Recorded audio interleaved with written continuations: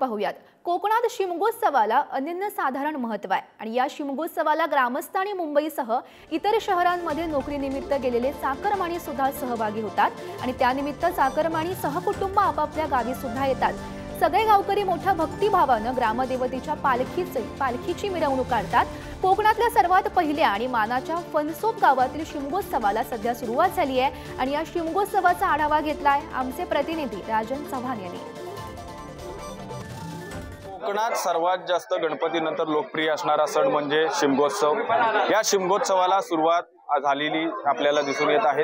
कोकणातील फणसोप गावामध्ये लक्ष्मी केशवाचा शिमगोत्सव एकंदरीतच मोठ्या उत्साहाने साजरा केला जातो।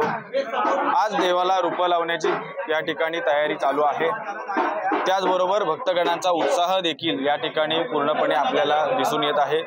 कोकणामध्ये सर्वात लोकप्रिय असणाऱ्या या शिमगोत्सवाला ग्रामस्थ तसेच मुंबईकर हे देखील या शिमगोत्सवाला सहभाग घेत असतात। एकंदरीत होळीच्या दिवशी या शिमगोत्सवाची पूर्णपणे रेलचेल होळीच्या दिवसापर्यंत चालू असते।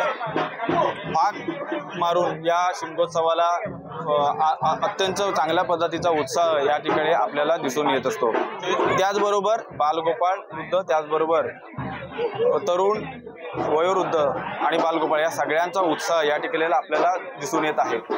राजन चव्हाण, पुढारी न्यूज, रत्नागिरी।